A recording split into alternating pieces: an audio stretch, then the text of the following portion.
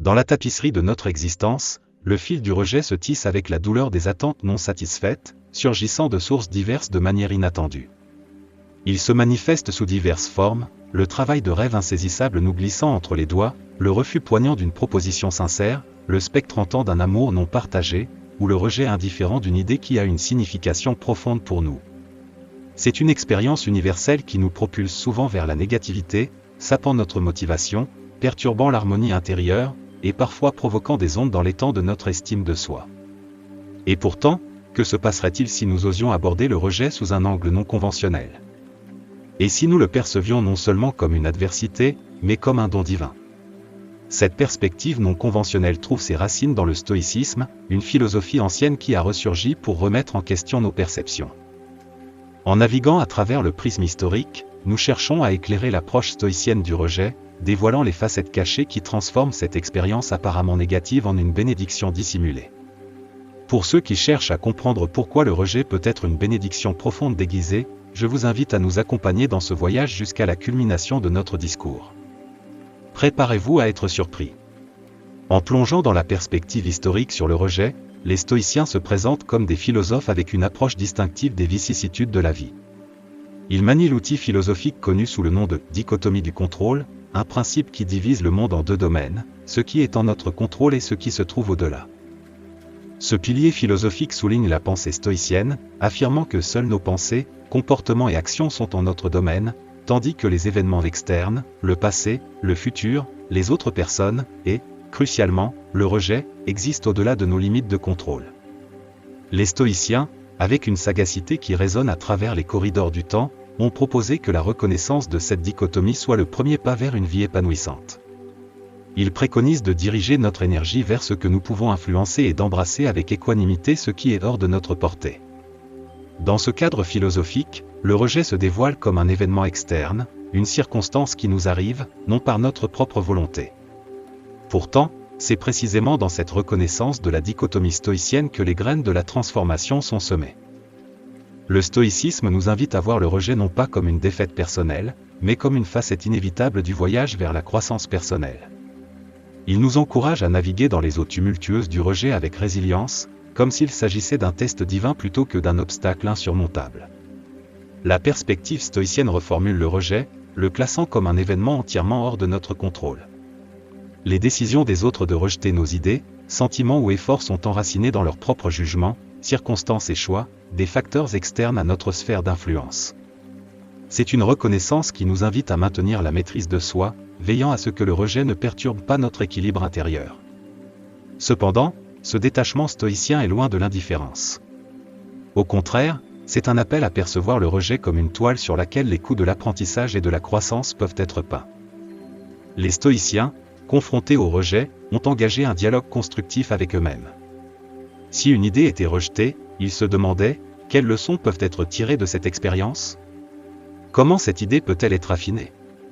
De quelle manière peut-elle être communiquée plus efficacement à l'avenir? Le rejet, dans la vision stoïcienne, n'est pas un terminus mais un carrefour pour l'évolution. De plus, les stoïciens reconnaissaient que chaque rejet n'est pas un miroir reflétant nos insuffisances. Certains rejets sont des manifestations des circonstances des autres, leurs préférences, leur compréhension, ou leurs contraintes situationnelles. C'est une acceptation profonde qui positionne le rejet comme une partie intégrante de la grande tapisserie de la vie. Dans la tapisserie philosophique des stoïciens, le rejet n'est pas simplement un test de résilience, c'est une opportunité de raffinement. C'est un creuset qui forge le caractère, favorisant une mentalité qui permet de naviguer dans les hauts et les bas de la vie avec grâce. Les stoïciens, en restant calmes et en se concentrant sur ce qu'ils pouvaient contrôler, leur réponse au rejet, le transformait d'un revers en un propulseur d'amélioration de soi. Les stoïciens, des philosophes anciens renommés pour leur sagesse, affirmaient que reconnaître la dichotomie entre ce qui est en notre contrôle et ce qui se situe au-delà est le pas fondamental vers une vie marquée par le contentement et l'épanouissement. Leur philosophie nous exhortait à diriger notre énergie vers ce que nous pouvons changer et à embrasser avec équanimité ce qui est hors de notre influence. Dans ce cadre, le rejet émerge comme un aspect significatif, un phénomène externe à notre volonté, un événement qui nous arrive plutôt qu'un produit de notre propre volonté. Les stoïciens reconnaissaient que nous ne pouvons pas dicter si les autres vont rejeter nos idées, nos sentiments, ou nos efforts. Néanmoins, ils affirment que nous conservons l'autorité sur nos réponses à ces situations. Dans le monde stoïcien, le rejet n'est pas perçu comme un coup du sort arbitraire, mais comme une facette intrinsèque de l'expérience humaine. C'est une circonstance qui se déroule en dehors de notre sphère d'influence, un événement qui nous arrive, non par notre propre conception. Cette reconnaissance souligne la perspective stoïcienne selon laquelle, bien que nous ne puissions pas contrôler la survenue du rejet, nous avons le pouvoir sur nos réactions à celui-ci. Les stoïciens élevaient le rejet d'un simple obstacle à un chemin de développement personnel. Plutôt que d'interpréter le rejet comme une défaite personnelle, ils le considéraient comme une opportunité inestimable d'apprentissage et de croissance. À leurs yeux, le rejet devenait un creuset dans lequel la résilience était mise à l'épreuve et le caractère forgé. Cette perspective transformative libérait les individus du poids émotionnel traditionnellement associé au rejet, le transformant d'un revers en une impulsion délibérée vers l'amélioration de soi. En embrassant le rejet comme une facette naturelle de l'existence, les stoïciens encouragent une mentalité qui considère les revers non pas comme des obstacles insurmontables, mais comme des marches vers la croissance personnelle. Cette position philosophique encourage les individus à naviguer dans le terrain du rejet avec grâce, le reconnaissant comme une composante essentielle de la tapisserie complexe de la vie. Ce faisant, les stoïciens se libéraient des fardeaux émotionnels généralement associés au rejet, favorisant la résilience et permettant une réponse constructive qui catalyse le développement personnel. Les stoïciens, avec leur perspective profonde sur la nature humaine, offraient des conseils sur la manière de naviguer dans les eaux tumultueuses du rejet. Dans leur arsenal philosophique, le rejet n'était pas dépeint comme une offense personnelle, mais comme une composante intégrale de l'ordre naturel de la vie. Pour les stoïciens, le rejet était semblable aux saisons changeantes ou au flux rythmique des marées, une occurrence organique inhérente à l'expérience humaine. Reconnaître et comprendre cette nature inhérente du rejet était considéré comme crucial par les stoïciens, car cela formait la base pour transformer notre perspective sur ce phénomène. Essentiellement, les stoïciens encouragent les individus à voir le rejet non pas comme une attaque ciblée contre leur caractère ou leurs valeurs, mais comme un aspect universel de l'existence, tout comme l'inévitabilité des changements saisonniers ou le rythme prévisible des marées océaniques. Ce changement de perspective était fondamental pour leur approche, favorisant la résilience et évitant le tribut émotionnel généralement associé au rejet. En assimilant le rejet au cycle naturel de la vie, les stoïciens cherchaient à inculquer un sentiment d'acceptation et d'équilibre. Tout comme nous anticipons les changements saisonniers et reconnaissons le flux et le reflux des marées comme des aspects inhérents du monde, les stoïciens exhortent les individus à reconnaître de manière similaire le rejet comme une facette inévitable du voyage humain.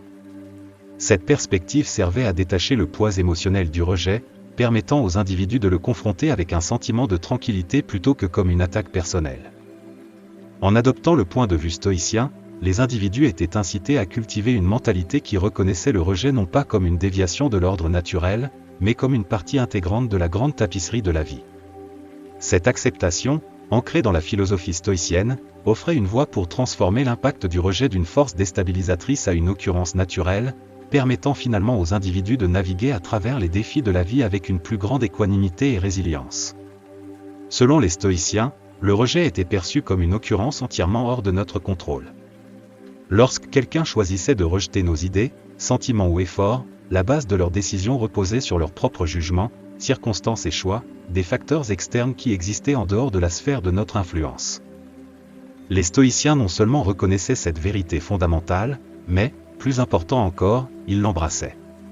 En conséquence, ils parvenaient à protéger leur tranquillité intérieure de l'impact perturbateur du rejet.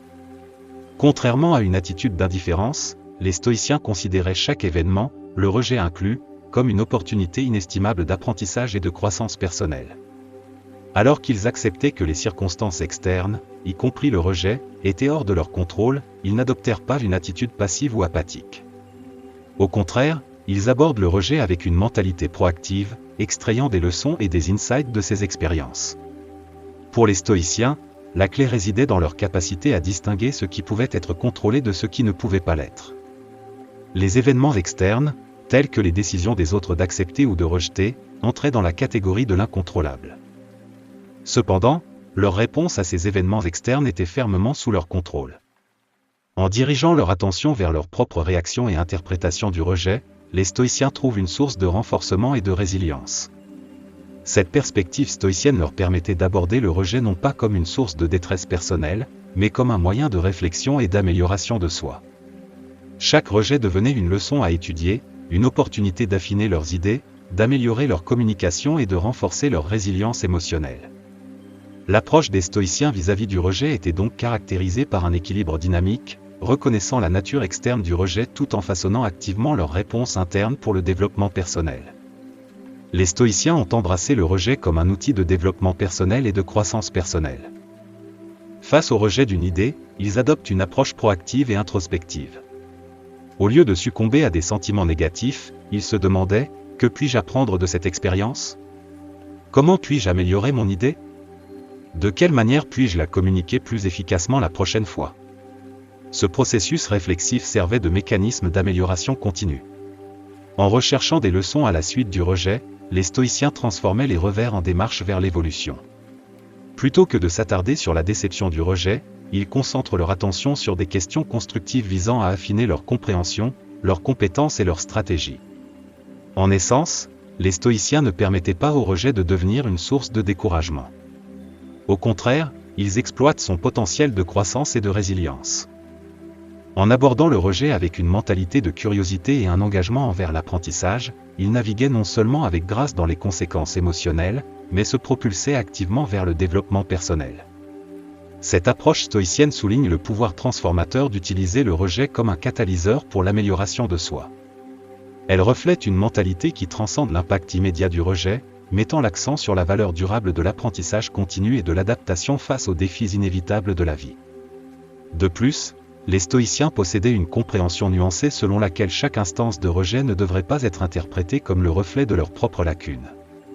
Ils reconnaissaient que le rejet pouvait souvent résulter de facteurs externes tels que les circonstances de l'autre personne, ses préférences ou son interprétation unique de la situation. Plutôt que d'internaliser le rejet comme un échec personnel, les stoïciens l'acceptent comme un aspect inhérent de l'ordre naturel de la vie. Pour eux, le rejet n'était pas simplement un obstacle, il représentait une opportunité distinctive d'apprentissage, de croissance et de renforcement de son caractère. Ils le considéraient comme un test de résilience, une chance d'incarner et d'appliquer leurs principes philosophiques face à l'adversité. En maintenant cette perspective, les stoïciens favorisent une résilience qui leur permettait de naviguer à travers les complexités du rejet sans succomber à des sentiments de défaite. Les stoïciens abordent le rejet avec une compréhension plus large, reconnaissant que les circonstances externes et les subtilités des dynamiques interpersonnelles pouvaient contribuer au rejet d'idées, de sentiments ou d'efforts. Cette acceptation du rejet comme une partie intégrante de la vie les préserve non seulement d'un auto-blâme inutile, mais positionne chaque rejet comme une opportunité de réaffirmer leur engagement envers les principes stoïciens et de cultiver davantage le développement personnel.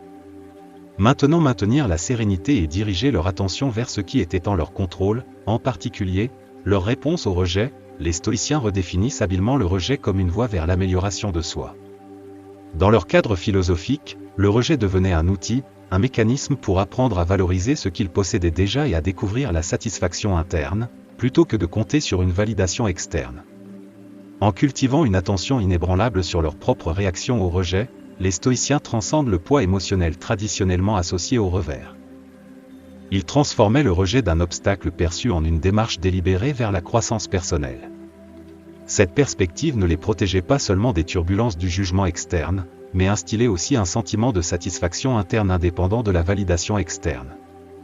La prochaine fois que vous ferez face au rejet, essayez de fermer l'expérience en vous demandant « Quel est le cadeau dans cela ?» Ce changement subtil de perception a le potentiel d'apporter des transformations profondes dans votre vie. En conclusion, avez-vous trouvé de la valeur dans la leçon d'aujourd'hui? Ce contenu a-t-il contribué à votre compréhension? Si c'est le cas, je vous encourage à envisager de liker, partager et vous abonner pour plus de contenus similaires. N'oubliez pas, le développement personnel est un voyage collectif que nous entreprenons tous ensemble. Jusqu'à ce que nos chemins se croisent à nouveau, continuez votre parcours de croissance, continuez d'apprendre et efforcez-vous de devenir la meilleure version de vous-même. Jusqu'à ce que nos chemins se croisent à nouveau, poursuivez votre cheminement de croissance, continuez d'apprendre et tâchez de devenir la meilleure version de vous-même.